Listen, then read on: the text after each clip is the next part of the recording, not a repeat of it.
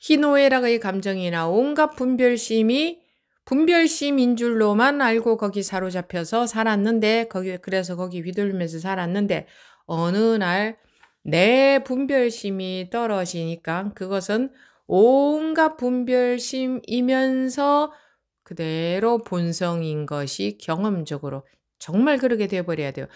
그게 본성이구나. 이렇게 해서는 아무 소용이 없고, 정말 그렇게 되어버려야 돼요. 자기가 정말 그렇게 되어버려야 돼요.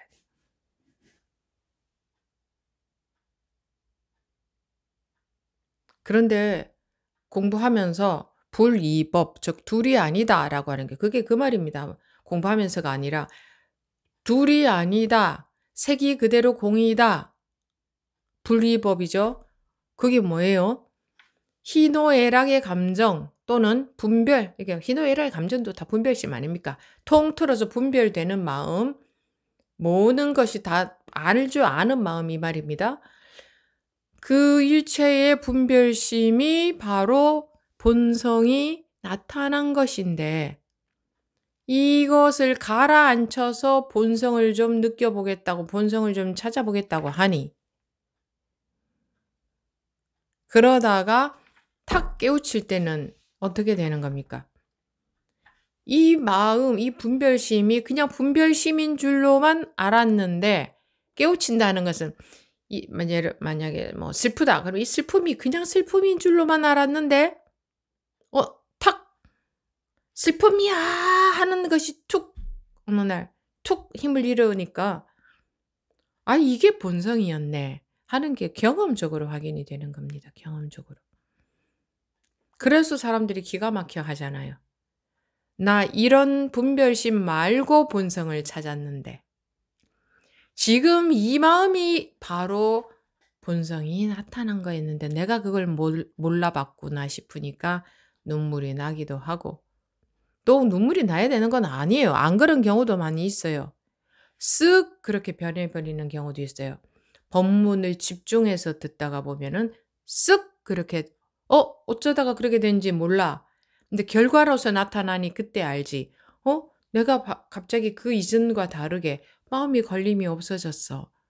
완전히 안정이 돼 버렸어. 왜 이렇게 돼 버렸지? 이러는 경우들도 충분히 있을 수 있습니다.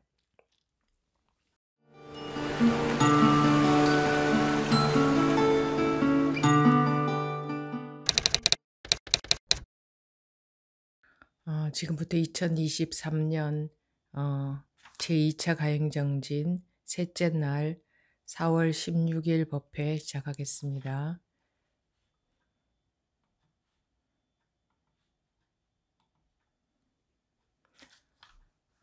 우리가 살고 있는 이대로 법 아님이 없고, 불이라고 한다면 불 아님이 없고, 불이라는 건 불성, 근본, 우리의 본성 같은 말입니다. 불 아님이 없고 할 때는 본성 아님이 없다 이 말입니다. 이대로 여기서 본성에서 벗어나는 일이 아무것도 없고, 그래서 없고 또 자기라고 할 그 무엇도 따로 찾아낼 수 없고, 따로 찾아낸다 하면은 내가 각자 자기가 알고 있는 자기라는 거 그것도 찾아낼 수가 없고, 즉 나라고 하는 것이 따로 존재하지 않는다 이 말입니다.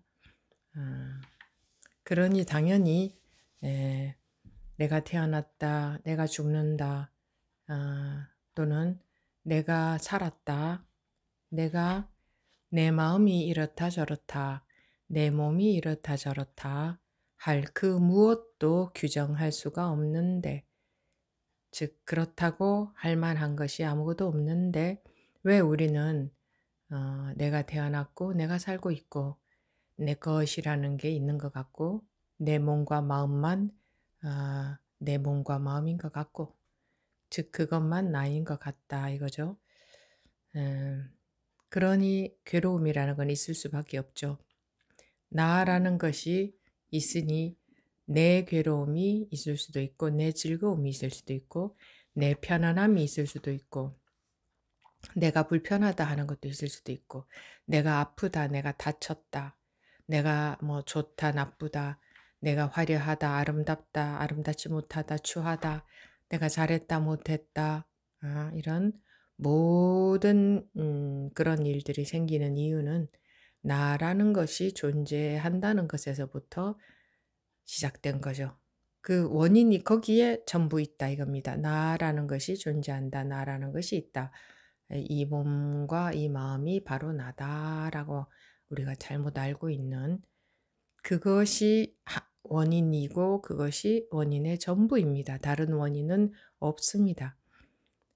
그럼 우리가 괴로움의 원인, 괴로움이라고 하면은 뭐가 엄청나게 괴로운 것만 괴로움인 줄 알 수도 있으니 괴로움이라는 단어 말고 뭐 조금이라도 불편한 것, 마음이 조금이라도 불안한 것, 아주 미세하게라도 그런 것에서부터 아주 큰 괴로움까지 통틀어서 이제 한문으로는 고라고 하죠. 고, 괴로울 고자. 한국말로 하면 괴로움, 마음이 힘듦, 괴로움 뭐 이런 거죠. 그 고라고 하겠습니다. 고의 작은 고이든 큰 고이든 원인은 내가 존재한다는 것 때문입니다. 내가 존재하지 않으면 어디에 괴로움이 있고 어디에 괴롭지 않음이 있겠습니까? 나가 존재하지 않으면 어디에 무엇 하나 이런 것이 있다 또는 없다고 할 것이 있겠습니까? 내가 존재하니까 이런 것은 있어 저런 것은 없어 좋아 싫어 이래 저래 모든 만사가 내가 존재한다는 것으로 인해서 만사가 존재하는 거죠. 그래서 나 하나 죽어버리면 세상도 존재하지 않지 않습니까? 그래서 그 이제 몸이 죽으면 이제 없어진다고 생각하니까 이 세상에서 살기가 도저히 힘들어서 못 살겠다 하면 자기 목숨을 끊어버리죠. 이 몸뚱아리가 자기의 전부인 줄 아니까 그렇게 이제 도망가는 거죠. 피해버리는 거죠. 이게 그래서 이 몸뚱아리의 목숨을 끊어버리는데 종교에서 죽는다 하는 것은 아상이 죽는 것을 말합니다. 죽어라 하면 아상이 사라져버려라 그 말입니다. 아상이 사라져야 된다. 그럼 도대체 아상은 뭐냐? 내가 잘난 척 하는 것만 아상이냐? 그게 아니라 내가 존재한다, 내가 태어났다, 내가 살고 있다 하는 것이 전부 아상입니다. 내가 이것만 나인 줄 아니까 남들은 어떻게 돼도 상관이 없어. 내가 잘나고, 내가 건강하고, 내가 오래 살고, 내가 행복하고, 나만 잘 되면 좋겠다라는 마음이 누구에게나 있습니다. 물론 그 의식 수준의 차이는 사람들에 따라서 굉장히 천차만별로 다르긴 합니다. 그런 마음이 아주 강한 사람에서부터 그런 마음이 굉장히 적은 사람까지 있긴 있습니다만 그런 마음이 눈꽃만큼도 없는 경우는 없습니다. 내가 존재한다는 마음이 아예 없는 사람은 없겠죠. 나라는 것 때문에 내가 있으니 모든 문제가 있고 내가 있으니 깨닫기도 해야 되겠다 하는 것이고 내가 있으니 이 마음 공부를 잘해서 내가 좀 마음이 편해졌으면 좋겠다 또는 이런 모든 분별심에서 다 벗어났으면 좋겠다 하는 것도 내가 있다는 전제하에서 그런 마음이 드는 겁니다. 내가 있으니 내가 다 벗어났으면 좋겠다. 정말 이 마음 공부가 좀 잘 됐으면 좋겠다 이런 마음도 드는 것이 내가 없다면 마음 공부가 잘 되든 잘못되든 무슨 상관이 있겠습니까? 아무 상관이 없습니다. 그래서 깨닫고자 하는 것도 공부가 잘 된다 못 된다 하는 것도 전부 나라는 게 존재한다는 아상 때문에 필요한 겁니다. 근데 우리는 아상이 없는 사람은 아무도 없기 때문에 그래서 이런 공부를 필연적으로 당연히 기본적으로 누구나가 해야 되는 것이죠. 이것이 안 되면 그 이외에 그 어떤 부귀영화를 누리더라도 전부 모래 위에 짓는 집이 됩니다. 모래 위에 집을 지으면 바람 한번 휙 불으면 다 날아간다 이 말입니다. 그래서 이거는 기독교에 나오는 용어인데 반석 위에 지은 집과 모래 위에 지은 집을 비교를 하죠. 반석이라는 것은 이제 움직이지 않는 땅을 말합니다. 반석. 그런 돌석자죠. 반석. 아주 전혀 끄떡하지 않는 돌. 그런 반석. 그런 자리. 석은 뭐 자리석자라고도 할 수 있겠지. 자리석자. 자리석자인가 봅니다. 그 자리 어쨌든 그런 자리. 반석. 그게 반석이라는 것은 누구한테 구해서 원해서 얻어지는 게 아니라 원래 자기가 그 자리에 있습니다. 반석의 자리에 있습니다. 반석과 모래의 비유는 말씀을 여러 번 드리긴 했지만 모래라는 것은 뭐냐? 우리가 분별심 속에 있는 것을 모래 위에 짓는 집이라 하고 반석 위에 짓는 집은 생각 이전짜리, 불교에서 말하는 본래 면목,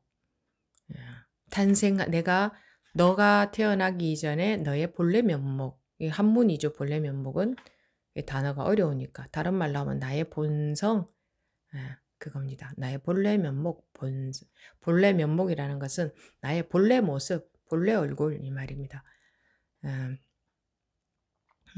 얼굴 면자, 눈목자니까 내 본래 모습 이 말입니다. 누구의 본래 모습이냐? 모든 사람들의 좋은 사람이든 나쁜 사람이든 잘 살고 있는 사람이든 못 살고 있는 사람이든 모든 사람들의 본래 모습입니다. 본래 상태. 모습이라고 하면 또 어떤 모양인 줄 생각하겠죠? 본래 상태. 그게 본성인데 그 본성이 없는 사람은 존재할 수가 없죠. 네. 그러니까 누구나가 본성 없는 사람은 한 명도 없습니다. 본성이 없다면 존재 자체가 불가능합니다. 그러니 존재하는 사람들은 전부 본성이 있습니다. 그럼 본성에도 좋고 나쁨이 있냐? 개별적으로 본성이 따로 있냐? 이런 것을 우리 공부 참여하는 분들은 뭐 그런 거 정도는 묻지도 않는데 영상 올려놓으면 그런 것도 전혀 모르는 분들이 그런 것을 궁금해하는 분도 계셔서 말씀을 드리자면 본성이라고 하는 것은 크기나 모양이 있는 것이 아니기 때문에 너와 나가 구분이 될 수가 없습니다. 구분이 된다, 경계선이 있다는 것은 뭔가 모양이 있어야 되는 거죠. 하다못해 연기가 나더라도 연기가 잠시 났을 때 이렇게 모양이 있는 것 같지만 훅 퍼져버리잖아요. 하다못해 연기가 나더라도. 근데 이거는 연기 같은 것도 아니고 공기보다도 더, 공기라는 것은 공기라는 게 있는 거지. 근데 공기라는 것, 허공이라는 것, 허공으로 말을 해도 그것도 허공도 그렇게 말했잖아요. 무변허공 각소현발이라고 했어요. 끝없는 허공이 각소현발, 깨달음에서 나타났다. 깨달음이 허공에서 나타난 것이 아니고 허공이 깨달음에서 나타났다. 그 말이죠. 깨달음이 있는 거기에서 나타났다. 그러니까 허공이라는 것도 분별이죠. 우리가 인식을 한다 이 말이죠. 허공하면 허공이 있다는 걸 우리가 알잖아요. 그러면은 우리가 인식하지 않으면, 우리가 생각하지 않으면 그것이 어디에서 존재하느냐 이 말입니다. 무변, 허공, 각소, 현발이라는 말이 의미하는 바도 자기가 생각하지 않으면, 즉 자기가 인식하지 않으면 허공이라는 것이 언제 존재하느냐. 내가 허공을 생각하지 않을 때 허공이 존재하나요? 그럼 그러겠죠? 내가 허공 속에서 내가 생각하지 않을 때도 허공 속에서 항상 살고 있지 않습니까? 그렇다고 허공이 존재 안 한다고 할 수는 없지 않습니까? 이게 이제 우리의 고정관념인데 그렇게 존재한다라는 고정관념. 허공이라는 게 존재해. 이름에 해당되는 모든 것들은 존재해. 라고 우리는 완전히 인식이 그렇게 탁 틀어박혀 있습니다. 이름 있는 것은 전부 존재하는 것 같죠. 물질은 물론이거니와 마음조차도 존재하는 것 같죠. 예를 들어서 좀 재밌게 말하자면 귀신 이렇게 말하면 재밌죠. 근데 귀신이라고 표현을 하지 않고 절에서는 영가 이렇게 표현합니다. 영가라는 것조차도 어떤 분들은 존재해, 어떤 분들은 존재하지 않아 이렇게 말하죠. 왜 거기에 대해서 자신이 없느냐? 영 존재 안 하는 것 같지는 않다. 그러니 존재하는 거 아닐까라고 생각도 하기도 하고, 근데 그거 뭐 죽으면 끝 아니야? 존재 안 하는 거 아니야? 이러기도 하지만 명확하게 단정을 못 하잖아요. 이제 그 막연하게 좀 어슴푸레하게 물론 그런 거 없어라고 하는 분들도 계시고, 또 그 영혼은 뭐 죽으면 어디로 가버린다, 뭐 또는 뭐 어떤 영혼들은 구천을 떠돌아 다닌다. 이제 들은 소리로 구천이 어디겠습니까? 구천이 자기 마음 속에 그 인식 세계죠. 자기의 마음 속에서 못 벗어난다 이 말입니다. 어쨌든 옆으로 빠지면 안 되니까 그 얘기를 계속 하자면 이렇게 이름 있는 모든 것은 우리가 존재한다고 여깁니다. 아예 그렇게 여깁니다. 그래서 물질은 물론이거니와 마음조차도 마음이 슬프다, 기쁘다, 내 마음이 다쳤다, 뭐 편안하다, 행복하다, 또는 마음이 크다, 작다, 뭐 마음을 둘 곳이 없다, 뭐 그런 생각을 그런 말이 있죠. 그런 말을 하는 이유는 실제로 그런 것처럼 느끼기 때문에 우리가 그런 말을 하지 않습니까? 마음 둘 곳이 없다 이런 마음이 물질인가? 어떻게 둘 곳이지? 근데 우리는 뭔가 이름 있는 것은 전부 존재하는 것으로 여기고 또 그 존재하는 듯한 정말 존재하는 듯한 느낌을 받습니다. 느낌을 받으니까 존재한다고 여기는 거예요. 그래서 그 이름들에서 못 벗어나는 겁니다. 존재하는 것 같은 느낌이 있으니까. 전혀 없지는 않으니까. 물론 돌아가신 뭐 분이 뭐 영가다 하면은 영가님은 우리가 존재한다는 느낌을 못 받죠. 그러니까 아니야 죽으면 끝이야. 그건 뭐 어딨어 그런 게 이러는 분들도 계시죠. 왜? 느낌을 못 받으니까. 슬픈 마음, 기쁜 마음 이런 건 느껴지는데 영가님은 느껴지지 않으니까 없다고 여기는 분도 계시고 또 어떤 분들은 뭔가 약간 아니야 없는 것 같지는 않아라는 증거를 어디선가 포착한 분들은 아니야 없는 것 같지는 않아 뭔가 있긴 있는 것 같아 뭐 이러기도 하고 사람들이 가장 궁금해하는 것 중에 하나가 사후 세계 아닙니까? 죽고 나서 어떻게 된 거가 좋아 태어나기 이전과 죽고 난 뒤가 없다면 왜 우리는 모두 다 다르게 태어날까? 이게 풀어지지 않죠.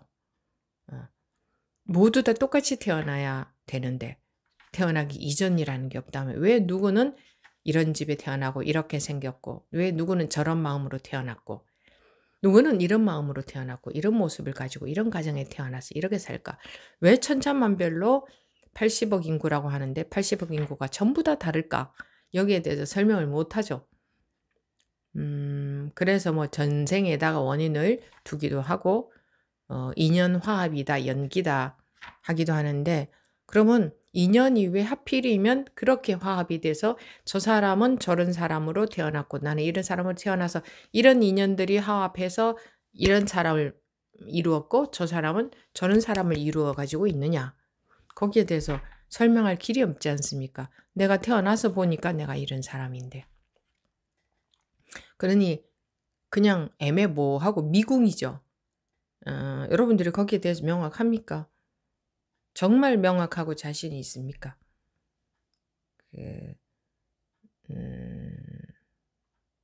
그래서 이런 불명확 속에서 우리가 살고 있어요. 불명확한 게 한두 가지가 아니에요. 세상에 기상천외한 일도 벌어지고, 그죠? 그러니까 불가사의한 일도 벌어지죠. 그러면 야 저런 세계는 어떤 세계일까 저런 게 있나 하기도 하고 또 마음의 그 에너지라고 하는 그런 거. 야, 그런 거 느껴지면 그 다음에 뭐 어떻게 하고 또 뭐 앉아서 다 명상을 하면서 뭐 차크라가 어쩌고 뭐 그러면은 쫙 우주하고 뭐 어쩌고. 에이, 저런 사람들 쓸데없는 짓 하는 거야. 그렇게 보는 사람들도 있고, 실제로 해보니까 정말 그렇더라라는 사람들도 있고, 뭐, 세상에 오만 가지가 다 있죠.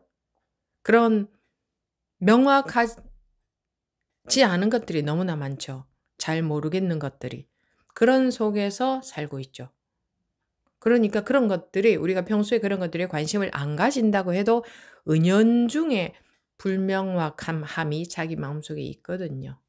모르겠다 하는 저게 도대체 뭐지? 뭐가 진실이지? 그러니까 살면서 마음이 똑 떨어지지가 않아요. 뭐가 딱 모든 게 그 모르겠다 하는 불가사의한 그런 게 전혀 없어야 돼요. 그래야 우리 마음이 완전히 똑 떨어져요. 똑 안정이 된다 이거예요. 똑 안정이 된다. 그런데 그런 것들에 평소에 관심이 없다고 해도 이미 전혀 영향을 안 받지를 않아요. 왜냐하면 다른 사람들의 마음이나 내 마음이나 나는 내 마음속에 빠져서 살지만 뭔가 불명확한 것들이 많다 하는 것이 이 속에 깔려 있단 말이에요. 그런 것뿐만 아니라 앞으로 일어날 일도 전혀 모르죠. 지금 일어난 일도 왜 일어나는지 전혀 모르잖아요. 왜 일어나는지 전혀 모르잖아요. 왜 이런 일이 있는지, 앞으로 무슨 일이 있을지 전혀 모르다가 보니까 항상 불안해요. 뭔 일은 없을까? 그러니까 우리 마음속에는 항상 은연중에 불안함이 있어요. 특별히 불안할 만한 일이 있든 없든 상관없이 은연중에 불안함이 있어요. 항상 그 불안함 속에서 살고 있는 거예요. 그 불안함을 우리는 무의식 중에 느껴요. 알아요. 인식하지 못하더라도. 그러니까 뭐가 딱 안정이 안 되는 거예요. 그게 불안하니까 참 그게 불편하고 싫은 거예요. 은연중에 우린 그게 싫어요. 굉장히 불편해요. 이 문제가 해결이 안 된다면 태어나서 둔벙둔벙 이러고 저러고 왔다 갔다 하고 살아봤자 그냥 공중에 붕붕 떠다니는 것 같은 거와 같은 삶이지 않습니까? 뭐 그렇게 살아봤자 뭐 지나고 나면은 꿈 같은 세월이고 뭐 이렇게 살았든 저렇게 살았든 아무리 보람 있게 잘 살았다고 해도 꿈 같은 세월이면 마찬가지잖아요. 이러고 살다가 가서 될 일인가? 도대체 이게 뭔가? 라는 의문을 있으니까 여러분들은 이 공부 시간에 참여하셨겠죠? 또 처음 연락 오는 분들과도 통화해보면 이런 비슷한 식의 그냥 이런 류의 느낌을 뭔가 이게 내가 이거 살고 있는 이게 전부인가? 라는 그런 생각이 막연하게 그냥 본래 그 환경적인 이유와 상관없이 그런 생각이 날 만한 여건이 돼서 그런 게 아니라 그냥 그런 마음에 그런 게 있었다라는 분들이 많습니다. 많습니다. 물론 그런 분들이 이런 관심을 가지고 또 연락이 오기도 하지만 안 그런 분들이 더 많을 수도 있기는 해요. 훨씬 많을 수도 있어요. 그런 분들은 그냥 룰루랄라 세상을 살겠죠. 룰루랄라 아니어도 그냥 괴로워도 그냥 그냥 세상을 사는 분들도 많겠지만 또 관심을 마음이 이게 내가 살고 있는 내가 알고 있는 내가 보고 내가 듣고 이거 내가 인생인 줄 알고 살고 있는 이것이 정말 전부인가 왠지 마음에서 그런 게 느껴진다는 분들도 좀 있긴 있더라 이 말입니다. 그럼 이게 이렇게 안정이 안 되게 살게 태어나지 않았어요 우리가. 이러고 살아야 되는 게 아니에요. 자기 집을 찾아야 돼. 안정을 찾아야 돼. 그게 원래 자기의 삶이고 원래 자기의 모습이에요. 그게 원래의 세상이에요. 그러면 이 세상을 떠나서 원래 세상으로 가야 되느냐? 그게 아니라 마음이 마음이 불안하니까 온 세상에 뭔가 불안전한 것, 뭐랄까, 불안정적인 것 투성이인 거예요. 마음이 불안정되어 있으니까. 그럼 왜 안정되어 있지 못하냐? 분별심 속에 있으니까. 그런데 분별은 누구나가 당연히 해야지 뜨거운지 알고 차가운지 알아야 되죠. 그런 게 분별 아닙니까? 그냥 모든 것을 아는 게 분별인데 그런 것을 알아야 되는데 왜 분별하지 말라고 그러나? 분별하지 말라고 하면 앞이 콱 막히죠. 분별 안 하고 어떻게 살아? 그런데 이게 이런 게 있습니다. 억지로 물질의 비유를 하자면 같은 나무를 가지고도 이렇게 이런 테이블을 만들 수도 있고 나무를 가지고도 또 이렇게 시계가 지금 나무로 되어 있는데 시계들을 만들 수도 있고 나무를 가지고 책장도 만들 수 있고 뭐 블라인드도 만들 수 있고 나무 가지고 의자도 만들 수 있고 그런데 똑같이 나무를 갖고 만들었죠. 근데 모양새는 다 다르잖아요. 그래서 의자라고 하고 책상이라고 하지 나무라고 하지 않잖아요. 나무라고 한다면 다 나무라고 할 수 있어요. 근데 이름들은 달라요. 모양에 따라서, 즉 쓰임새에 따라서 다르죠. 그런데 자, 나무 가지고 와봐 하면 책상도 가지고 가고 의자도 가지고 가고 뭐 시계도 가지고 가고 할 것 아닙니까? 나무 가지고 와봐 하면. 그러면은 다 나무, 그 나무에 해당되는데 각기 다른 쓰임새에 따라서 모양이 다르게 만들어서 이름들을 다르게 붙여놨는데 이 이름들이 다르니까 의자하고 책상하고가 나무의 측면에서는 똑같다는 것을 우리는 인식을 못하는 거예요. 물론 나무는 우리가 눈으로 보이니까 눈으로 보이거나 들리거나 느껴지거나 하는 것은 우리가 분별을 할 줄 압니다. 그래서 나무 의자나 책상이나 똑같은 나무지 알아요. 근데 이 보이지 않는 우리 중생들은 보이지 않는 쪽에서는 마음은 보이질 않잖아요. 그러면은 뭐만 분별하느냐? 모양새가 다른 것만 분별합니다. 슬픔이 느껴진다, 기쁨이 느껴진다. 이거 모양새가 다르죠. 마음의 모양이 다른 거 아닙니까? 이런 물질적인 모양이 있는 게 아니라 느낌적인 모양이 다르다 이렇게 말할 수도 있잖아요. 그러면 슬프다, 기쁘다 이런 느낌적으로 다른 모양만 구분해서 이건 슬픔이야, 이건 기쁨이야 라고 판단을 하지 슬픔과 기쁨이 같은 나무로 만들어져 있는가는 볼 줄을 몰라요. 나무이면서 의자고 나무이면서 책상이듯이 그 본질이면서 슬픔이고 본질이면서 기쁨인 것을 볼 수 있는 안목이 없다 이거예요. 그걸 모른다 이거예요. 그래서 모든 고통은 그래서 있는 겁니다. 모든 고통의 원인은 그것 하나뿐입니다. 그런데 그게 슬픔이나 기쁨처럼 느껴지는 게 아니에요. 우리가 의자를 봤을 적에 의자 모양은 보이지만 따로 나무라는 속성이 보이진 않잖아요. 그냥 나무라는 거 우리가 알긴 알지만 그런 것처럼 이것도 억지로 비유해서 얘기를 하는 것기는 한데 기쁨이다, 슬픔이다, 편안하다, 불편하다 마음이 하는 것도 그렇다는 것도 그 모양새, 느낌을 말하죠. 그 느낌은 느껴지지만 그것에 그 본질은 느껴지질 않아요. 만약에 느껴진다면 그거는 모양새죠. 느껴지는 것은 생겼다가 사라질 수 있는 것이고 변화할 수 있는 것이죠. 그러니까 그것은 모양새에 있는 것에 해당되죠.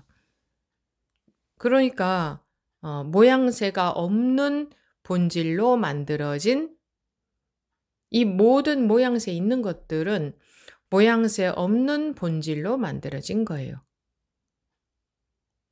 나무가 원래는 이렇게 이런 나무였다가 의자를 만들어 버리면 의자 모양으로 나타나잖아요.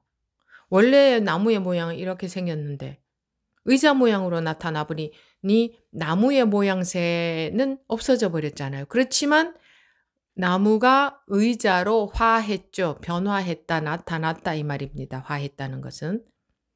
나무가 의자로 화했잖아요. 변화해서 나타났잖아요. 근데 나무의 모양새는 없어졌죠. 모양은 의자 모양밖에 없잖아요.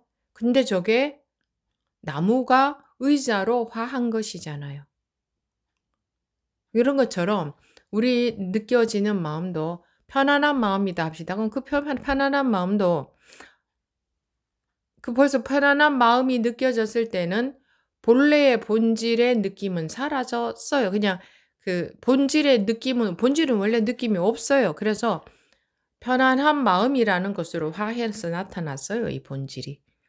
불편하다 그러면 불편하다는 느낌으로 화해서 나타났어요. 이 본질이. 그러니까 불편한 마음 말고 본질을 찾을 수는 없죠. 일체의 모든 것이 물질이든 마음이든 통틀어서 모든 것이 본질이 화해서 나타난 거거든. 본질이 화해서 마이크로 나타난 거거든. 그런데 이거 마이크 말고 컴퓨터 말고 스피커 말고 이 좌종 말고 책상 말고 의자 말고 본질을 찾는 거예요. 슬픔 말고 기쁨 말고 흔들리는 마음 말고 즉 분별되는 마음 말고 본질을 찾는 거예요. 의자 말고 나무를 찾는 거예요. 나무의 모양을 상상해서 나무라는 것을 찾는 거예요. 나무는 없어요, 따로. 나무가 의자로 나타났어요. 나무가 책상으로 나타났어요. 그러니까 책상이 책상이면서 나무이고 의자가 의자이면서 나무이듯이 우리의 희노애락의 감정이 감정이면서 본질이고 우리의 판단이 즉 분별되는 모든 마음과 물질이 본질이 나타난 것이다. 그것으로 나타났어요. 그러면 따로 본질은 찾을 수가 없어. 본질의 모양새가 없기 때문에 따로 존재하지는 않아. 이것으로 나타나서 있는 거예요. 그러니 온갖 분별심도 본질이 화해서 나타난 거예요. 그런데 분별은 없어졌으면 좋겠고 그런 즉 본질이 없어졌으면 좋겠다 하는 거하고 똑같은 거예요. 의자는 없어졌으면 좋겠고 나무를 찾았으면 좋겠어 이러고 있는 거하고 같단 말이에요. 의자가 나무가 의자로 화한 것인데 나타난 것인데 변화한 것이다 이 말이에요. 모양새가 의자로 나타나다 보니까 나무 아닌 줄 알아요. 모양새가 책상으로 나타나니까 나무 아닌 줄 알아요. 모양새가 희노애락의 감정으로 나타나니까 그게 본질이 아닌 줄 알아요. 본성이 아닌 줄 알아요. 제가 본질 한 건데 본성을 말합니다. 똑같은 겁니다. 단어만 다르고. 온갖 분별심은 본성이 아닌 줄 알아요.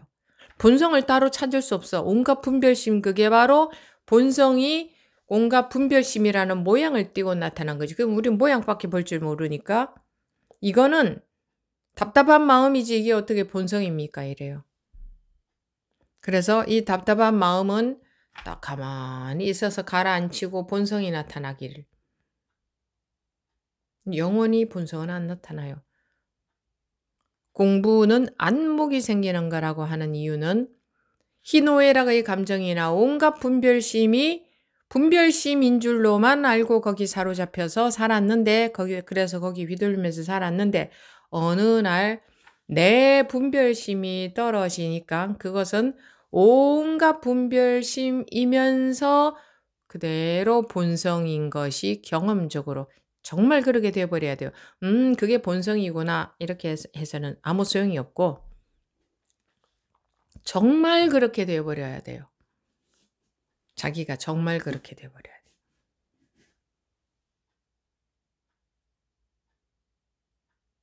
그런데 공부하면서 불이법, 즉 둘이 아니다라고 하는 게 그게 그 말입니다. 공부하면서가 아니라 둘이 아니다. 색이 그대로 공이다. 분리법이죠. 그게 뭐예요? 희노애락의 감정 또는 분별, 이게 희노애락의 감정도 다 분별심 아닙니까? 통틀어서 분별되는 마음, 모든 것이 다 알죠, 아는 마음 이 말입니다. 그 일체의 분별심이 바로 본성이 나타난 것인데 이것을 가라앉혀서 본성을 좀 느껴보겠다고, 본성을 좀 찾아보겠다고 하니 그러다가 탁 깨우칠 때는 어떻게 되는 겁니까? 이 마음, 이 분별심이 그냥 분별심인 줄로만 알았는데 깨우친다는 것은 만약에 뭐 슬프다. 그럼 이 슬픔이 그냥 슬픔인 줄로만 알았는데 탁 슬픔이야 하는 것이 툭 어느 날 툭 힘을 잃으니까 아 이게 본성이었네 하는 게 경험적으로 확인이 되는 겁니다. 경험적으로. 그래서 사람들이 기가 막혀 하잖아요.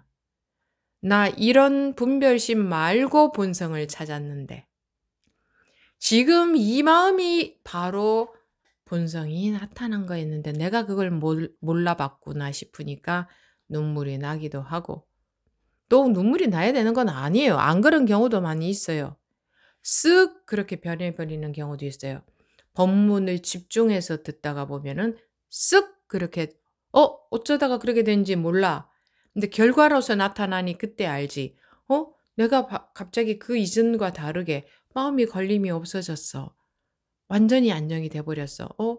왜 이렇게 돼버렸지? 이러는 경우들도 충분히 있을 수 있습니다. 근데 중생의 특징은 둘로 본다. 본성 그러면은 분별심 말고 본성을 원한다. 분별심 이게 바로 본성이 분별심이라는 모양새를 띠고 있으니까 본성을 알아보지를 못하는 거예요.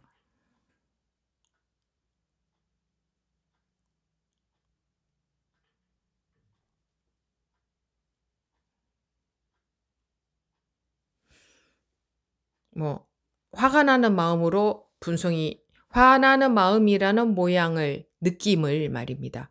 그런 느낌을 딱 띄니까 그게 본성인 줄 몰라 봐요. 이건 화다. 이렇게 봐. 이거 화다. 그래서 화를 내가 지금 화가 나는구나 하고 해야 이것이 없어진다. 이렇게 하는 거예요. 즉 그건 없애기 위해서 그러는 거죠. 그거는 일체의 모든 것이 그냥 본성의 모양새인 줄 깨우쳐야 돼요. 깨우친다는 것은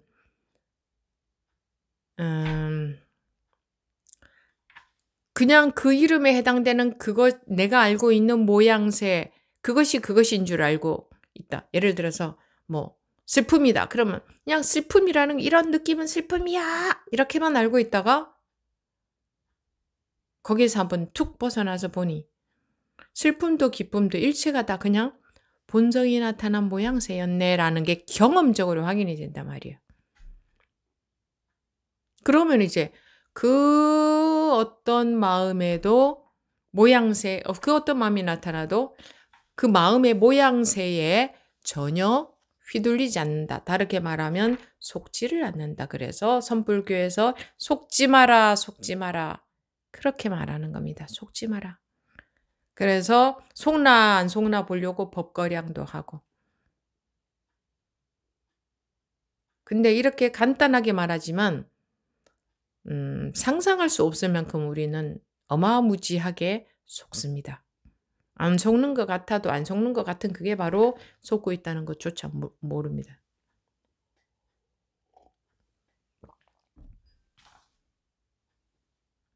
끝없이 여러분들이 질문하는 것도 그렇잖아. 이게 이러이러한데 어떻게 하면 저렇게 될 수 있습니까? 그 불교에서 추구심이라 그러죠. 이것이 본성이 나타난 건 줄 모르니까 다른 것을 추구하는 거예요. 지금 속상한 마음이 바로 본성이 속상한 마음이라는 모양으로 나타난 것을 모르니까 속상한 마음 말고 편안한 마음이 됐으면 좋겠어요. 다른 모양새를 원하는 거예요. 편안한 마음도 본성이 편안한 마음이라는 모양을 띠고 나타난 거예요. 즉 그런 느낌으로 나타난 거고, 불편한 마음도 본성이 불편한 마음이라는 느낌으로 나타난 거지. 근데 우리는 느낌에 속아버려. 그러니까 모양에 속아버려. 저건 의자야. 이건 책상이야. 나무는 어딨어? 하는 것처럼. 이거는 불편한 마음이야. 이거는 편안한 마음이야. 본성은 어딨어? 근데 본성을 깨우치려고 한다. 왜 깨우친다고 하겠어요? 그 불편한 마음이 본성이고 그 편안한 마음이 본성이고, 그러니 이거는 불편함이야. 이건 편안함이야. 라는 것에서 깨어난다 이 말이에요. 그 꿈에서 깨어난다. 이건 불편한 마음이야 라고 하는 내 고정관념에서 깨어난다.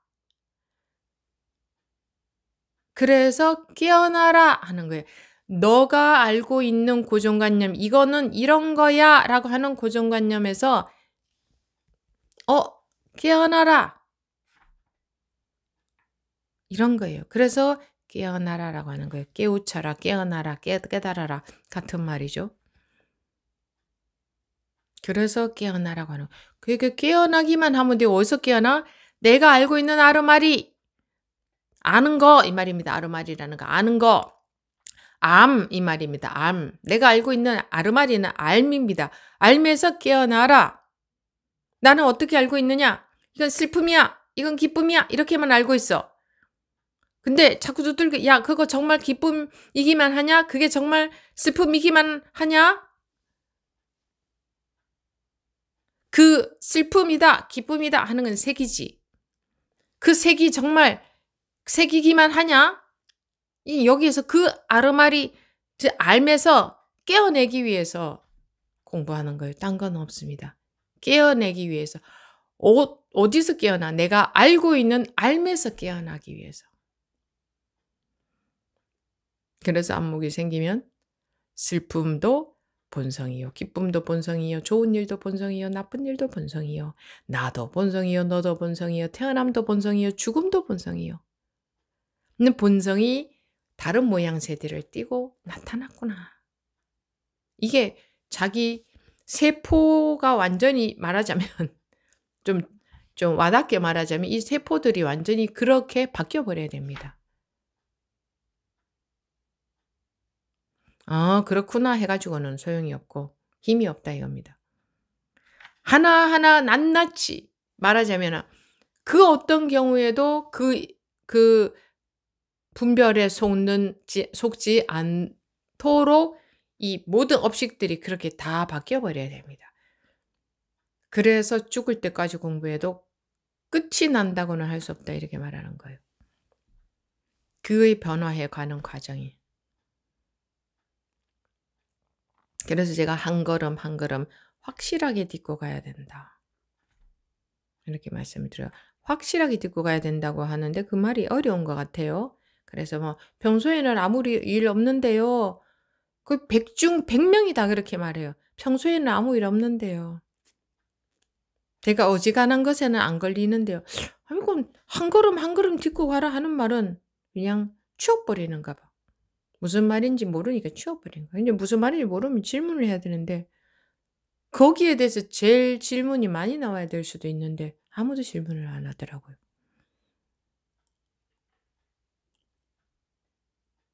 왜 또박또박 확실하게 딛고 가라 하겠습니까? 한 걸음 확실하게 디더라. 하루 종일 안 속으려고 하지 말고 지금 당장 이 자리라도 한 번이라도 한 발자국이라도 확실하게 디더라. 이렇게 말씀드린 이유는 한 발자국도 확실하게 딛지 못하고 그냥 편안한 마음 추구하는 거예요. 좀 이전보다 좀 덜 속는다. 그냥 거기에 다 빠져 있는 거. 이전보다 덜 속는다. 그리고 평소에는 아무 일이 없다.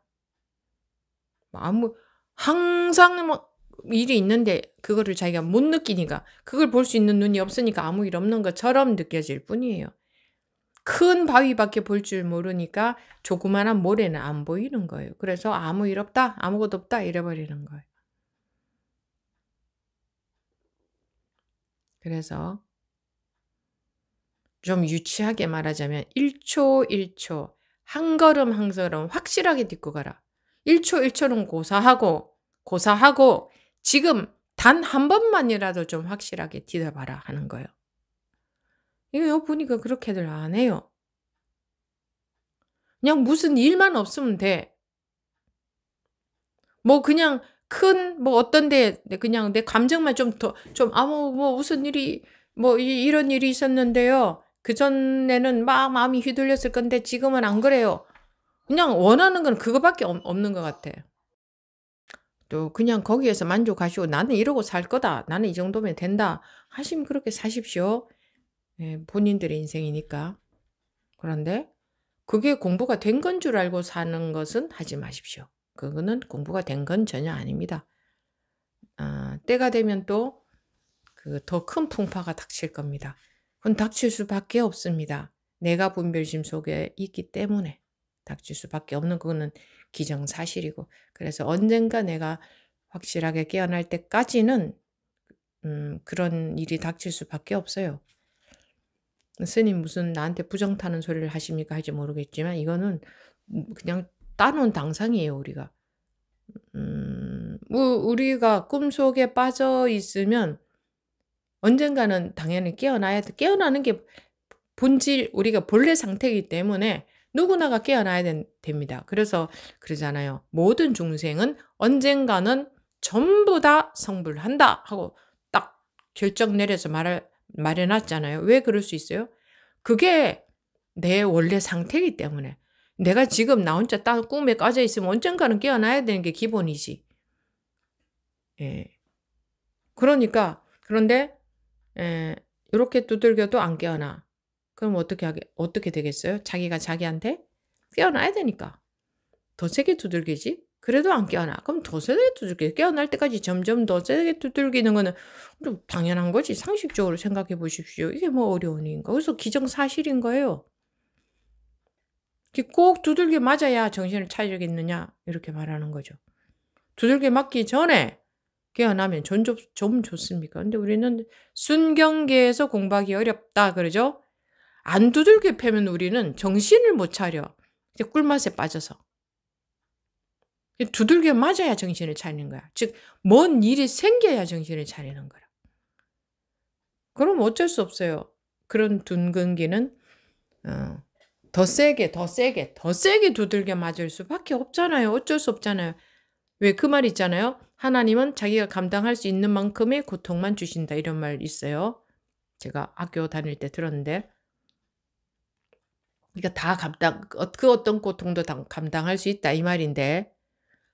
그게 자기가 자기한테 주는 고통이거든. 그리고 자기가 깨어나라고 주는 고통이. 그러니까 고통이 아니라 깨어나는 게 좋은 일이잖아요. 당연히 깨어나야 되는 거잖아요. 그래서 깨어나게 하려면 이렇게 두들겨야 되잖아. 근데 나는 깨어나기 싫으니까 이게 아픔으로 느껴지는 거야. 내 깨어내려고 엄마가 "야, 너 학교 가." 하고 깨우는 건지 모르고 누가 나 아프게 한다 이렇게 생각하는 거. 그렇게 받아들이는 거예요. 고통은 나를 아프게 하려고 나 나쁘게 하려고 나 벌 주려고 고통스럽게 하는 게 아니라 나를 깨어내려고 두들기는데 그럼 그걸로 인해서 깨어나고 보면 '아 이게 고통이 아니라 나 깨우려고 엄마가 학교 가라고 깨운 거였구나.' 이렇게 고마울 수가. 근데 그걸 모르면 고통인 줄 알아. 아픔인 줄 알아. 그러니까 이제 항상 기도하지. 나쁜 일 고통스러운 일 생기지 않게 해 주세요. 나쁜 일 생기지 않게 해 주세요. 안 아프게 살게 해 주세요. 편안하게. 그러니까 두들기지 마라 이거야. 나 깨우지 마라 이거야. 그러면은 평생 학교 못 가고 그냥 잠만 자는 거지. 그런데 우리는 당연히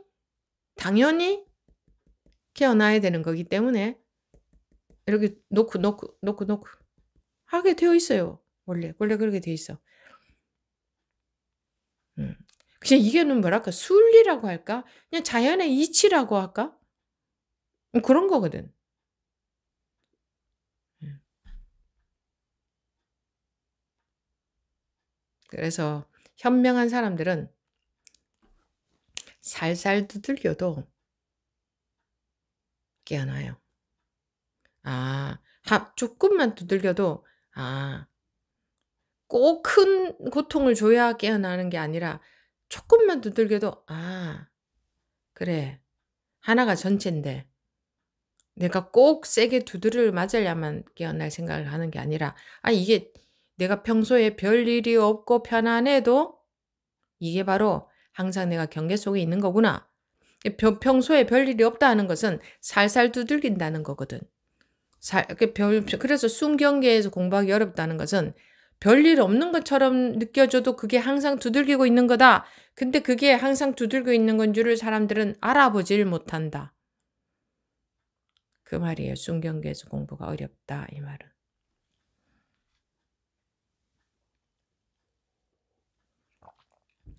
평소에 한번 깨어난 경험이 있다면 그때부터는 평소에도 확실하게 항상 딱 똑 떨어져야 되는데 그게 안 됩니다. 당연히 안 돼요.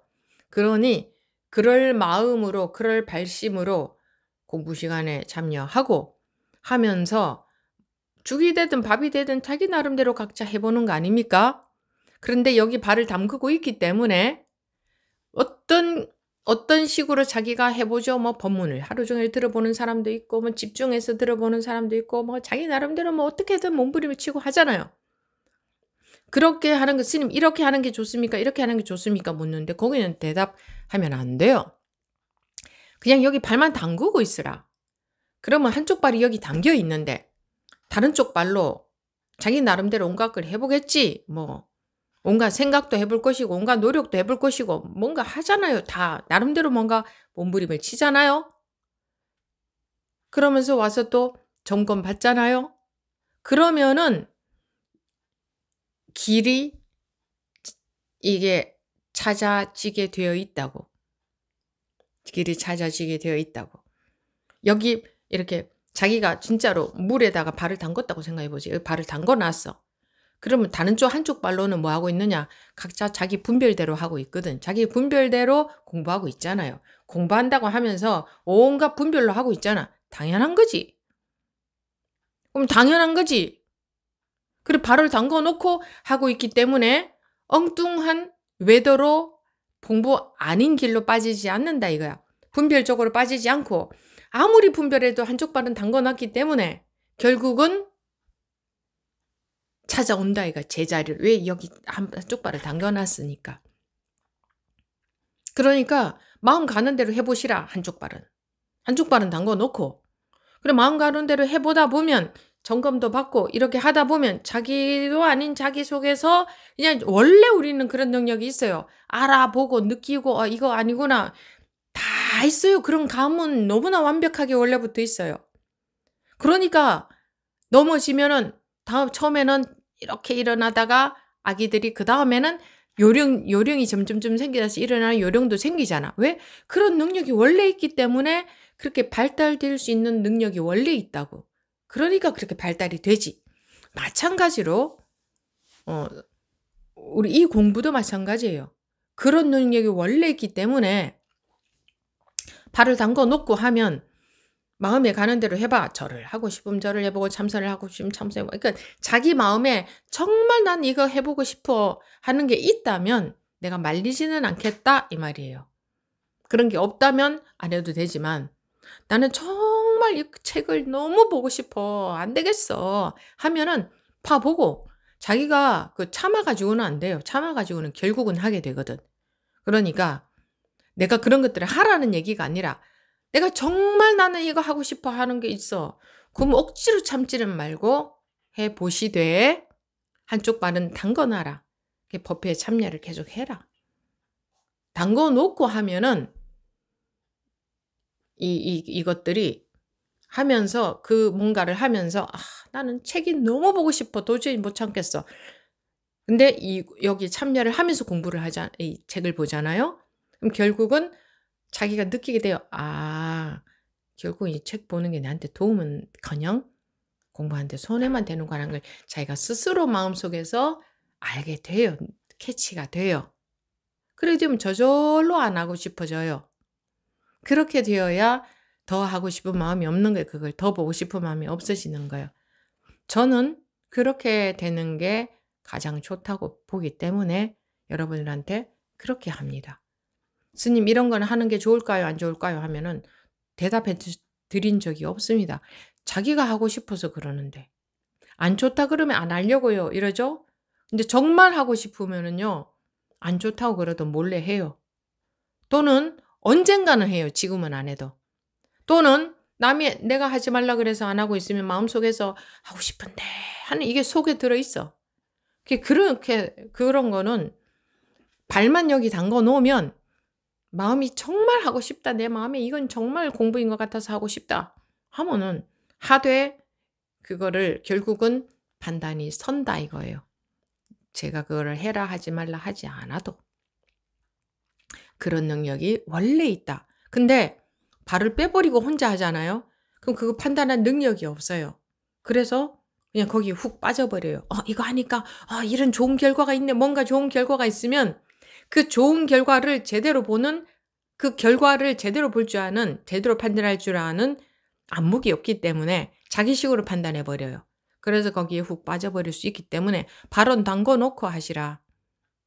그리고 공부 시간에 들어와서 열심히 하는 게 힘들다. 그럼 열심히 안 하고 출석부 도장만 찍으라 하잖아요. 그 대신 발을 빼지 마라. 왜냐하면 들어와 있는 이상 단 한마디라도 귀에 들어올 거고 그러면은 무엇인가 다른 것을 하더라도 뭔가 질문이 생길 수 있거나 자기 속에서 질문하기 이전에 자기 속에서 감이 생길 수도 있다. 판단이 설 수가 있다. 바른 판단이. 보통 보니까 그러더라고요.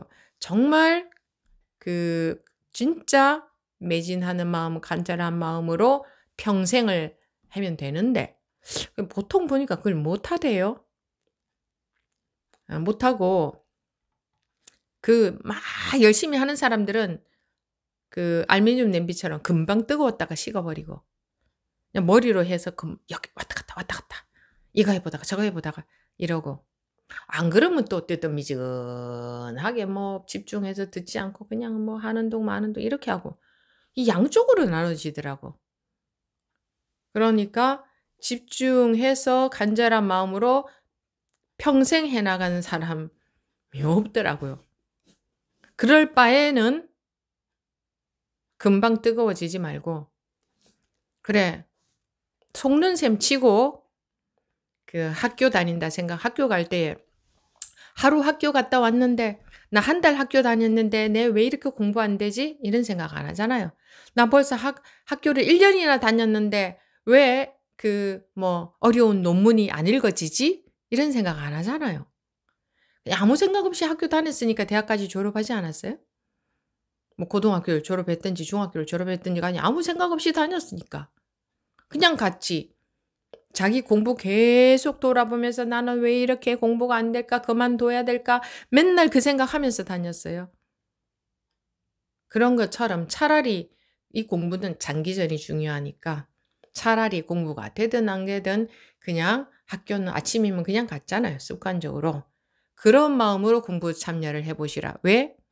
그런 마음으로 참여해도 하면 이게 귀에 한마디도 안 들릴 수는 없거든. 오늘은 한마디도 안 들렸어도 다음 주에는 한마디라도 들릴 수 있거든. 은연중에 들리는 게 있어요. 그래서 결국은 그것이 자기한테 그 법이 언젠가는 들어갈 날이 있거든. 근데 발을 빼버리면 무조건 우리 공부 그렇게 하려고 하잖아요. 후다다닥 빨리 열심히 몇 년간 해가지고 잘 하려고. 다 그런 마음이 있어요. 공통적으로. 빨리 됐으면 좋겠다. 이 마음 없는 사람 한 명이라도 손 들어보세요. 나 공부가 빨리 좀 잘 됐으면 좋겠다. 이런 마음 하나도 없다. 나는 잘 되기를 바라는 마음, 빨리 되기를 바라는 마음 하나도 없다는 분 손 들어보세요. 아무도 없어요. 그 마음이 다 있어요. 근데 그런 마음이라면 학교 못 다녔을 거예요. 10수년간. 그냥 학교 출석하는 마음으로 다니는 게 더 나을 수도 있다. 간절한 마음으로 오래 하는 것은 내가 보니 거의 잘 못하더라고. 그냥 몰라 스님이 출석부 도장만 찍으라 하더라. 차라리 그게 나을 수 있어. 그러면은 공부 결과에 대해서 계속 되돌아보고 진단하고 이러고 저러고 하면서 그냥 더 해야 되나 말아야 되나 왜 안 되나 이런 갈등 안 들거든. 근데 학교 가면 되게 돼 있거든. 이거는 안 여기 참여하신 분 중에 한 분한테 제가 그렇게 말씀드린 적이 있죠. 공부하려고 생각하지 말고 그냥 여행 삼아 오세요.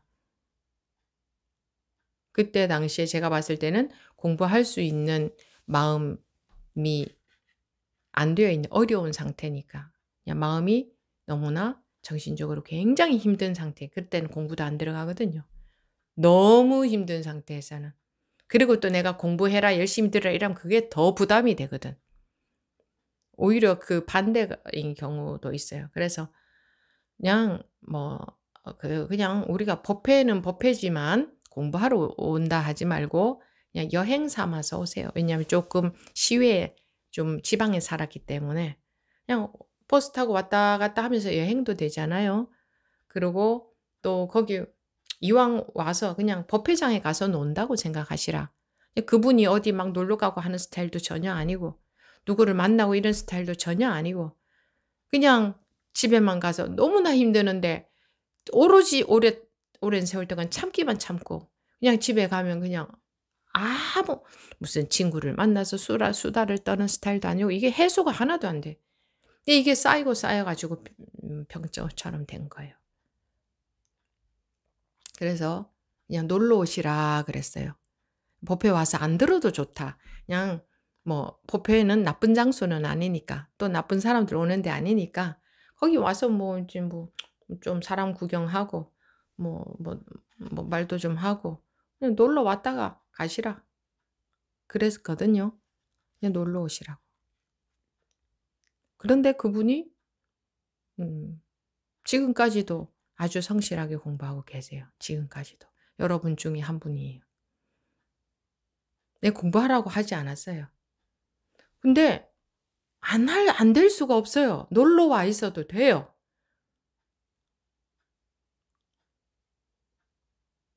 그래서 초등학교 다닐 때, 중학교 다닐 때, 고등학교 다닐 때처럼 아침에 생각하고 학교 갔어요? 아침이니까 그냥 갔지.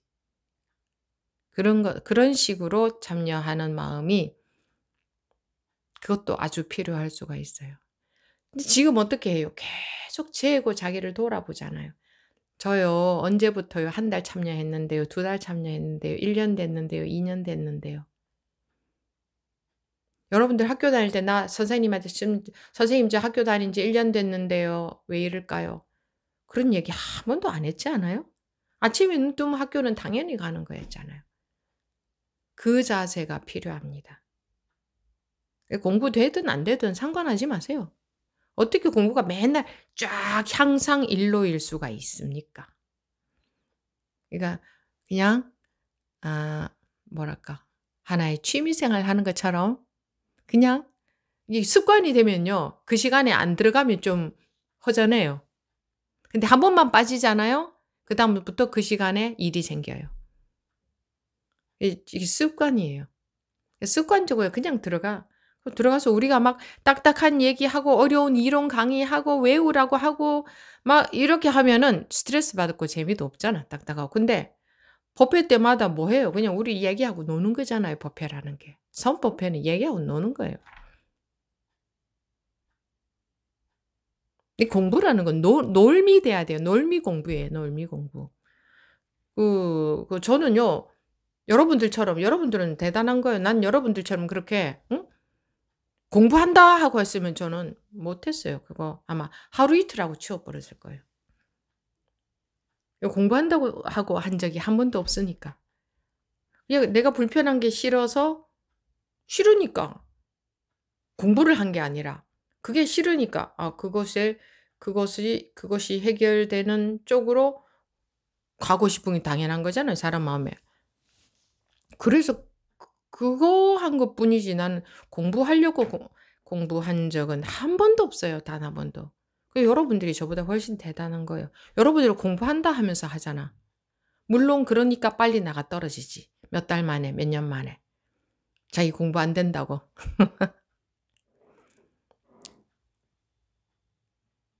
아, 제가 막 승복 있고 이러고 딱 있으니까 야, 저 스님은 발심해가지고 출가하셔서 오로지 수행에 매진해서 참 어려운 공부를 해냈구나. 이렇게 보실지 모르겠지만 저는 그런 식의 공부를 해야 됐었다면 하루도 못하고 치워버렸을 거예요. 그런 식은 저는 딱 싫어요. 안 하고 차라리 지옥 가고 말지. 공부 안 하면 지옥 간다 친다면 말이에요. 그러니까 이게 그렇게 스트레스가 되고 의무적이 되고 틀이 있고 거기 내가 해야 되고 이런 마음으로는 절대 장기적으로 못해요. 이건 장기전이 중요한 거예요. 장기전이. 그러니까 출석은 하는데 습관적으로 하면 돼요. 습관적으로 출석하는 거야. 그 시간은 무조건 출석하는 거 굉장히 중요한 일입니다. 뭐 스님 저요 언제 그날은 법회 못 들어가는데요. 그거 나중에 유튜브 올라가죠? 이렇게 묻던데 당연하지. 근데 유튜브 올라가면 뭐해? 벌써 이미 그거는 죽은 법회인데. 물론 자기가 완전히 집중이 되면 또 다를 수 있는데 그럴 수 있는 사람 내가 못 봤어요. 그러니까 법회 시간이 지나가면 자기한테 기회가 없어져 버리는 거잖아요. 그래서 중간에도 늦었더라도 들어와서 10분이라도 참여하실 수 있으면 하시라고 하는 거예요. 10분 그거 참여하면 뭐해? 뭐 들어가 봤자 별로 얻어진 거 없는 것 같거든. 우리 머리로 다 헤아리잖아요. 내 머리로 판단할 때는 뭐 1시간 더 들으나 덜 들으나 크게 변화 없는 것 같거든. 30분 더 들으나 덜 들으나 유튜브 보면 되지. 요게 우리 머리의 얕은 계산인데 우리의 업식은 그런 게 아니에요. 머리는 업식을 우리 이 해석 못해요. 그냥 굉장히 얕은 차원의 해석밖에 못한다고. 제대로 된 계산을 못한다고요. 정확하게 못 본다고. 우리 업식은 보세요. 습관이지. 업식은 다른 말로 하면 습관이잖아요. 습관은 제가 맨날 말하지만 오늘 밤에 밤 10시에 야식 한번 먹어보세요. 내일 밤 10시가 되면 생각이 나요. 한 번만 해도 습관이 되어버리는 거예요. 한 번만 해도. 오늘 밤에 딱 12시에 자던 사람이 오늘 밤에 9시에 자보세요. 내일 9시가 되면 9시 됐는 줄도 몰랐는데 왠지 약간 노곤해져요. 한 번만 해도 습관이 되거든요. 그런데 이 공부는 하물며 얼마나 큰 영향이 미치는데 자기 머리로는 몰라요. 우리는 머리는 보이고 들리고 느껴져야 아니까. 예. 그래서 10분 참여하고 30분 참여하고 한 번 참여하는 것도 우습게 얘기했는지 모르겠지만 한 번이 그렇게 큰 영향을 미치고 있어요. 큰 영향을. 본인들은 안 보이겠지만. 그래서 중간에 들어오셔도 지금 중간에 들어오시면 제가 계속 다 수락해 드려야 돼요. 그래도 그렇게 하시라. 왜? 빠지는 것보다는 10분이라도 참여하는 게 다르다는 것을 제 눈에는 보이니까. 그래서 편하게 들어오시고 편하게 나가시고 하시라고 하는 거예요. 그래서 그렇게 해놓은 거지.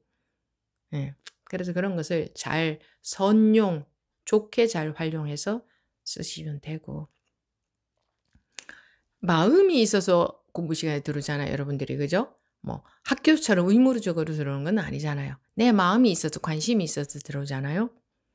그런 것 같으면 짧은 시간 집중을 하더라도 집중을 하시는 게 좋아요. 그냥 이렇게 듣고만 있는 거 그거 안 좋아요. 5분을 집중해도 집중하는 게 좋아요. 우리가 집중할 수 있는 시간이 그렇게 길지 않아요. 물론 꼭 길지 않다고 할 수는 없어요. 대부분의 사람의 경우를 말하는 거예요. 대부분의 사람의 경우는 아주 집중할 수 있는 시간이 짧아요. 근데 이 공부가 점점 진짜로 된다면 그렇지는 않아요. 집중을 해서 하는 게 아니라 그거를 집중하고는 좀 다른 건데 항상 딱 집중이랄까? 집중하고는 다른 거지만 그럴 수도 있지만 공부가 힘이 없는 상태이기 때문에 집중하는 시간이 짧을 수도 있어요.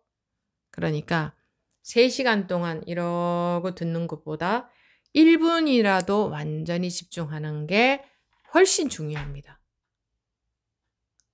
3시간 동안 생각으로 이해하는 것보다 100번 낫습니다. 왜? 1분이란 건 60초나 돼요. 그렇게 긴 시간이에요. 그 시간 동안에 집중했을 때는 한 번이라도 자기 분별이 툭 떨어져 버릴 확률이 더 높거든요. 분별이 떨어져 버리기 위해서 공부 시간에 참여하는 거지 제 말을 듣고 이해하기 위해서 공부 시간에 참여한 게 아니에요. 제 법문이 여러분들한테 이해가 깊어져도 마음은 편안해져요. 그런데 그거를 공부가 된다고 할 수는 없어요. 그냥 마음이 편안해지는 거지. 즉 편안한 꿈을 꾸는 거지 꿈에서 깨어나는 거는 아니다 이 말입니다.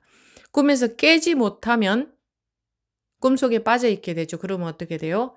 편안한 꿈을 꿀 때가 있으면 반드시 불편한 꿈을 꿀 때가 있어요. 그것도 기정사실이죠. 편안한 꿈은 존재하고 불편한 꿈은 존재하지 않는 건 세상에 없어요. 앞면은 있는데 뒷면은 없는 건 없거든. 그래서 편안한 꿈이 존재하는 한 불편한 꿈은 당연히 존재한다. 이것이 너무나 상식적인 원리잖아요. 그리고 우리가 얼마나 바보같이 살아요. 항상 좋은 일만 있게 해주세요 하고 기도해요. 그러니까 마음속에는 불안이 벌써 들어있어. 혹시 나쁜 일이 생길까 봐라는 게 은연중에 깔려 있어요. 은연중에 의식적으로. 이렇게 노예처럼 항상 편안한 일만 생기게 해주세요 하다 무슨 일 생겼다면 간이 덜컥 이러고 살아서 될 일이냐고. 그게 사는 거냐고. 이건 사는 게 아니야. 덜컥이잖아요.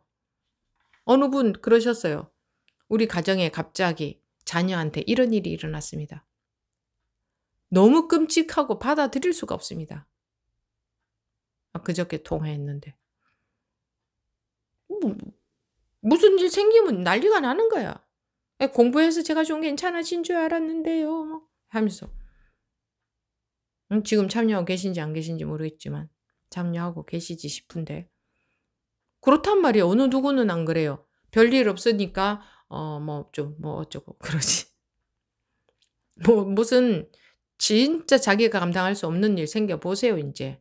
진짜 공부한 게 그때 이제 진짜 얼마나 공부했는가가 그때에 나타나지. 우리 누구야? 저 법우님, 부산에 그 남자 법우님 교통사고 났다 그랬잖아요. 며칠 전에 그 얘기 했죠. 여기 나오셔서. 교통사고가 그거는 사망사고급이라 그랬죠. 사망사고급이다. 그러니까 사망과 사망하지 않는 것은 종이 한 장 차이도 아니에요. 이 몸뚱아리 이거 별거 아니에요. 차하고 부딪히면 어떻게 될지 몰라요. 아무것도 아니에요. 이게 얼마나 힘이 없는가. 근데 뭐 살아있다고 그렇게. 그래, 이 공부하는 기본적인 자세에 대해서 알려드렸습니다. 그냥 물론 간절한 마음 필요합니다. 당연히. 그런데 간절하다가 아유 나중에 이제 몰라 나 힘이 들어 더 이상 못하겠어. 이런 식으로 해서는 안 된다 이거지. 그러느니 차라리 그냥 여기는 그냥 학교다. 내 평생 학교다. 생각하고 공부 되고 안 되고 관심 갖지 말고 그냥 출석만 하는 거예요. 그랬을 때에 어떤 결과가 나타나는가가 아마 시간이 지나가 보면 결과가 드러날 겁니다.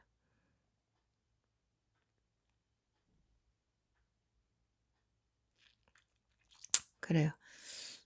법에 대해서는 뭐 법이 처음에 말씀드렸듯이 법이라는 것은 이거 하나 법 아닌 게 없는데 그런 우리가 안목이 없어서 이게 법으로 안 보이고 손수건으로만 보여. 그래서 이게 법이면서 손수건. 이거는 그냥 말이지, 이름이지. 그러니까. 법이면서 손수건으로 보인다. 이러면 또 말이 안 돼요. 또 그렇게 생각하거든. 아무튼, 이거 손수건이야! 라고만 알고 있는 안목에서,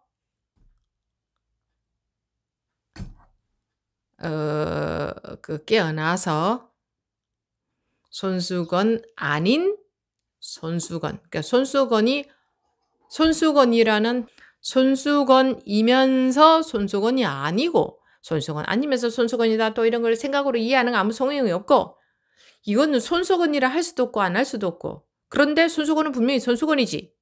물론 이런 것도 다 말이고 철학적인 말이 되고 아무튼 말은 해봐야 쓸 말이 하나도 없네요. 아무튼 관념에서 깨어나면 모든 것을 그대로 자유롭게 아무 걸림 없이 쓰고 살면서 그냥 뜨거운지 차가운지 좋은지 나쁜지 긴지 짧은지 살았는지 죽었는지 좋은 일인지 나쁜 일인지 다 알지만 아무 마음의 걸림은 없으니까 그때 내가 할 수 있는 만큼 분수에 맞게 지혜롭게 살아진다. 당연히 누구나가 그렇게 된다. 공부하면 누구나가 당연히 그렇게 된다. 그러면 쓰니 그렇게 돼야 된다. 그런데 나는 1년이나 공부했는데 왜 이래요? 그런 거 그게 제일 나쁘다. 그냥 출석부 도장만 찍는다. 그러면 부담은 안 되잖아요. 내 공부 잘하는가 못하는가 거기에 관심이 안 가잖아요. 그 출석부 도장을 찍으면 참여는 했는데 남들은 이렇게 듣고 있는데 자기는 단 한마디도 관심 없고 놀기만 하겠어요? 그렇다 해도 상관이 없어요. 그래도 들어오다 보면 언젠가는 안 그런 날이 있거든. 언젠가는 귀에 들리게 돼 있어요. 그래서 왜 그거 물건 파는 분들 그냥 안 사도 좋습니다. 오시면은 시험해 보게 하잖아요. 그 무슨 예를 들어서 무슨 비싼 무슨 돌로 된 이렇게 매트 같은 거를 판다든가 저 요즘은 잘 모르겠는데 전에 출가하기 전에 보면 막 그런 그 센터 뭐라고 해야 되나? 그냥 연세 드신 분들 시간 많으니까 할 일이 없으니까 다 오시게 해서 거기 와서 푹 쉬고 뜨뜻한데 마사지하고 잠도 자고 가시라. 절대 저기 하지 않아. 자라고 절대 하지 않아. 그런데 계속 그러면 얼마나 좋아. 공짜로 거기 가서 푹 그 좋은 에너지가 나온다고 하니까 그런 거 탁 받으면서 그냥 자고 가면 돼. 그거만 하면 돼. 아무도 뭐라고 하지 않아. 그런데 그분들이 결국은 다 사. 왜 살까? 처음에는 살려는 막 요만큼도 없었어. 너무 비싸니까. 그냥 갔을 뿐이야. 공짜니까 좋아서 그냥 경험을 했을 뿐이야. 매일 가서 나 시간 많으니까. 연세 드신 분들이. 그러다가 보니 거기 가 있는 동안 어떻게 해요? 그 판매하는 분들이 계속 홍보하죠. 홍보하는 말을 계속 하니까 계속 들어. 연중에. 근데 나는 살려는 관심이 없기 때문에 관심 없이 들어. 근데도 들려. 귀가 있기 때문에. 그러면은 몇 달 거기 왔다 갔다 1년 왔다 갔다 언젠가는 사더라고요. 처음에는 살 마음이 1도 없이 갔는데 자녀들한테도 다 사라고 이거 너무 좋다. 그게 우리 중생심이거든요. 물이 들게 돼 있어요. 영향을 받게 되어 있어요. 은연중에. 그러니까 그냥 제가 오죽하면은 약 파는 사람처럼 이렇게 그냥 출석부 도장만 찍으라 하겠어요.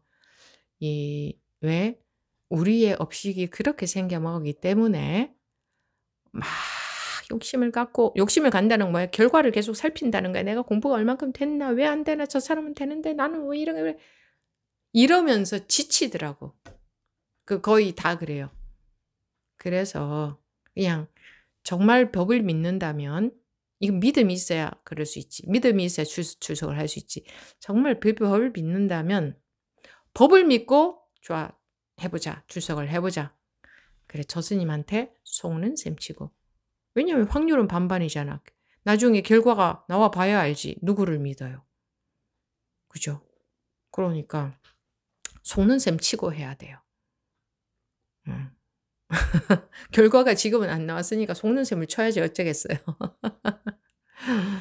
그렇지만 그렇게 해볼 만하구나.